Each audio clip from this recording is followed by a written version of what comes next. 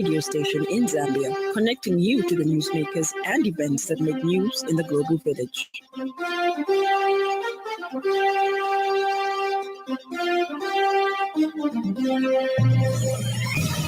Good evening. This is the 5FM Radio Main News. The headlines. Ministry of Home Affairs enhances security with new police stations. UNDP emphasizes importance of strategic communication in law enforcement. Turkey says 1,133 people arrested in 5 days as it issues clear warning to protesters.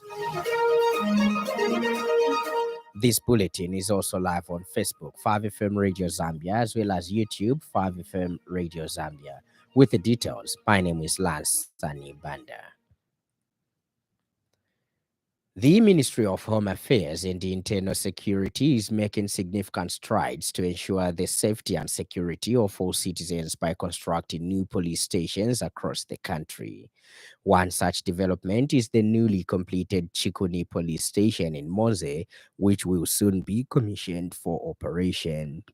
The ministry said that the main building was constructed at a cost of 1.6 million kwacha, while the ablution block cost 500,000 kwacha, and additionally 700,000 kwacha was allocated for office furniture, water, and electricity connections. Meanwhile, 3 houses are still under construction as part of ongoing development efforts. The ministry says this new police station will enhance security in the community, creating a safer environment for all. It represents a significant investment in public safety and a major step towards strengthening law enforcement in the country. The United Nations Development Programme, UNDP, has underscored the critical role of strategic communication in institutions, both private and public, with a particular emphasis on law enforcement. Speaking at the launch of the Zambia Police Communications 2024-2026, UNDP resident representative Mr. James Wakiaga stated that the organization's country office is proud to be associated with the development of the Zambia Police Service first ever communication strategy.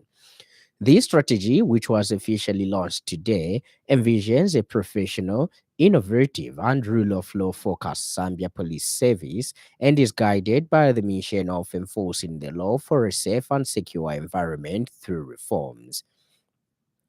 Mr. Wakiaga has highlighted that this initiative is part of UNDP's long-standing partnership with the Zambia Police across various areas, particularly through the Democracy Strengthening in Zambia project. At the same event, Inspector General of Police Mr. Graffel Msamba described the launch of the Zambia Police Service 2024-2026 communication strategy as a pivotal moment in the evolution of the police service. Mr. Msamba has stated in an era where the demand for accurate and timely information is paramount, the need for coordinated communication efforts has never been more critical. National Road Fund Agency NRFA Executive Director Wallace Mumba has revealed that the agency first the issue of double paying some contractors amounting to 11 million kwacha. Engineer Mumba says the double payments started occurring 2 years ago when the agency was implementing manual payment mechanisms. He adds that the agency is therefore ensuring it reconciles with electronic payment mechanisms. He said this when the Ministry of Finance and National Planning Permanent Secretary for Planning and Administration, Prudence Kaoma, along with the NRFA team, appeared before the Committee on Parastatal Bodies this morning. This was in regard to the consideration of the Auditor General's report on the accounts of parastatal bodies and other statutory institutions for the financial year ending December 31st, 2023. Chair, the issue of double payment, Chair, I wish to state that it was a very regrettable issue on our part. And as rightly pointed out by the Honorable Member of Parliament, we need to be cautious. The issue mainly arose at the time when we had a bit of system challenges, I think some 2 years ago. And what happened was certain payments were processed outside the system when the system was down. As a result, by the time when the system came back, the same payments were paid again. But management took an active action, and this was identified internally before Auditor General came on the ground. We proceeded and recovered these double payments on subsequent IPCs. The concerned officers were cautioned, and the management has taken an active step in ensuring that we no longer process any payments manually, because processing manually, in essence, exposes the agency to running two parallel systems, such that we avoid the situation of us having paid twice. Currently, we have mitigated this issue and all payments are automated.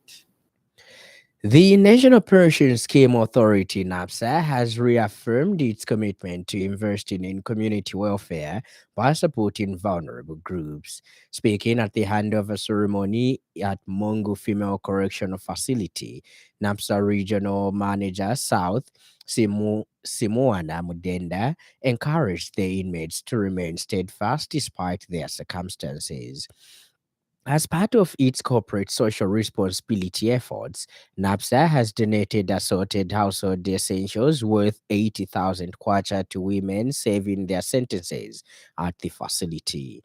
The donated items include cooking pots, meal meal, rice, cooking oil, sugar, salt, washing powder, bathing soap, and other household cleaning supplies.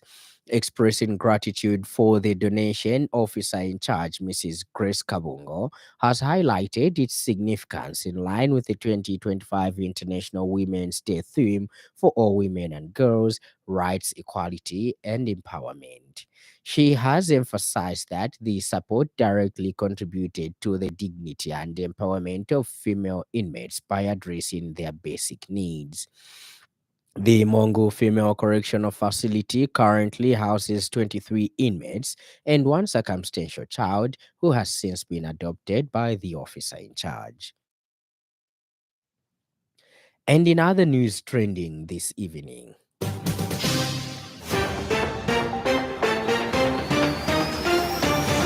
a joint team of immigration and public officer and police officers rather in Pika has apprehended a 54-year-old Tanzanian truck driver, Chileshe Michael Lumato, and 37 undocumented Ethiopian nationals aged between 14 and 39 who were found locked inside a truck under distressing conditions.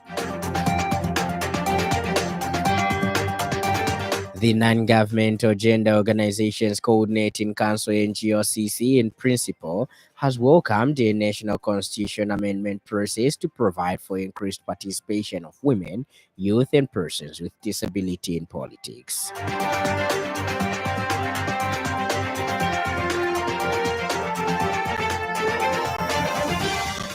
Up next, the business news. 5FM Radio Business News. We mean business. Keep you current in commerce, trade, and industry, local and global. It's our business to keep you informed about business.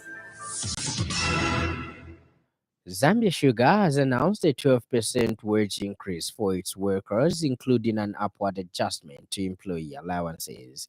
The agreement, effective 1st April 2025 to 31st March 2027, follows a new collective deal reached with various representatives. These include the Allied Workers Union ZUSIAO, the National Union of Plantation and Agricultural Workers NUPAO, and the Agriculture Technical and Professional Staff Union of Zambia ATPTU. Speaking during the signing ceremony held at the company's headquarters in Mazabuka, Zambia Sugar Managing Director Oswald Magwenzi stated that the outcome of the negotiations reflect commitment to both the workforce and the sustainability of the institution.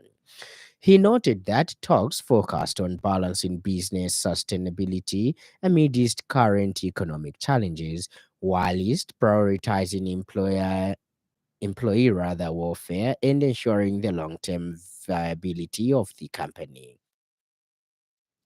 Mr. Magwenzi affirmed that the agreement represents a shared commitment to future success, demonstrating that working together ensures a balanced approach that benefits all parties.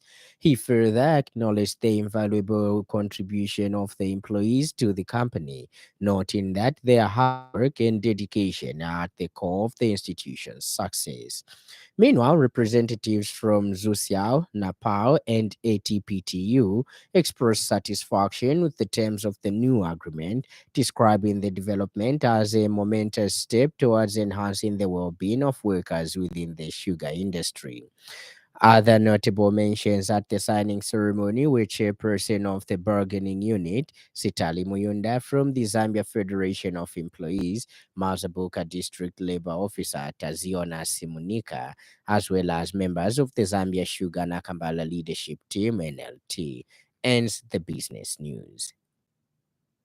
5FM Radio Business News. We mean business. Keep you current in commerce, trade, and industry, local and global. It's our business to keep you informed about business. And now in foreign news, the Turkish government says 1,133 people have been arrested in 5 days of protests across the country. It says people have been abusing the right to protest and warns that terrorizing the streets will not be tolerated. Protests began when Istanbul's Mayor Ekrem İmamoğlu, an opponent of President Erdogan, was detained on Wednesday on corruption charges. İmamoğlu says the charges are politically motivated, something Erdogan denies. Here's a roundup from the BBC. Focused on the safety of shipping in the Black Sea. The discussions are taking place in Saudi Arabia. They involve American negotiators and Russian officials.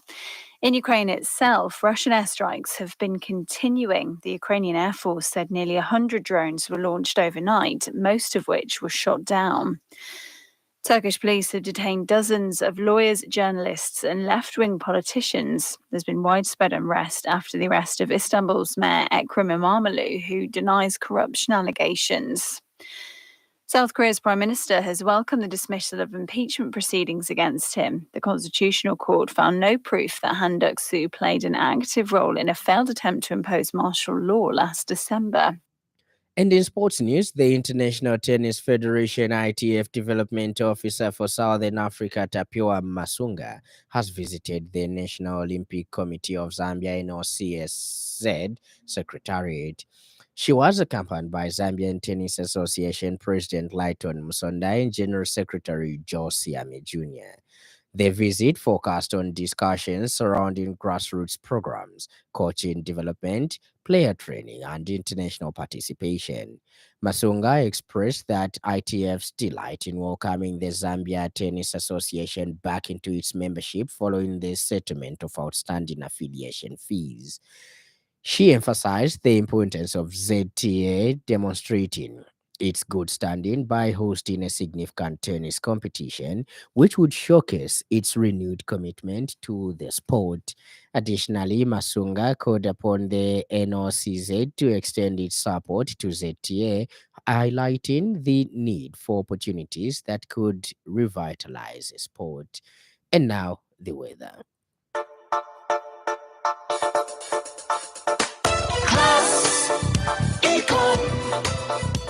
Class Econ Roofing Africa. Class Econ Roofing, plot 17100 off Katanga Road, 150 meters from Mumbwa Road, Chinika Industrial Area, Lusaka. Class Econ Roofing. Class plus economy. Class Econ. Class Econ Roofing Africa. Class Econ. The evening is partly cloudy, windy at times, and warm to mild with a chance of light rain. Ends our weather report. In that item brings us to the end of the news. But before we go, here's a recap of the top stories.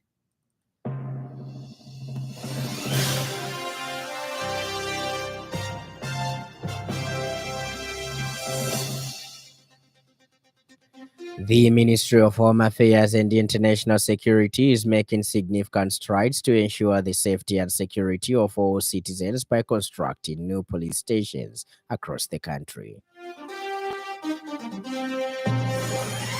The United Nations Development Programme UNDP has underscored the critical role of the strategic communication in institutions, both private and public, with a particular emphasis on law enforcement agencies. The Turkish government says 1,133 people have been arrested in 5 days of protests across the country. For more news, follow us on Facebook, 5FM Radio Zambia, and YouTube, 5FM Radio Zambia. On behalf of the entire news crew and the technical department, thank you for listening to the Happy World of 5FM. Stay safe and stay tuned to 5FM Radio. My name is Lance Sannie Banda. Enjoy the rest of the evening.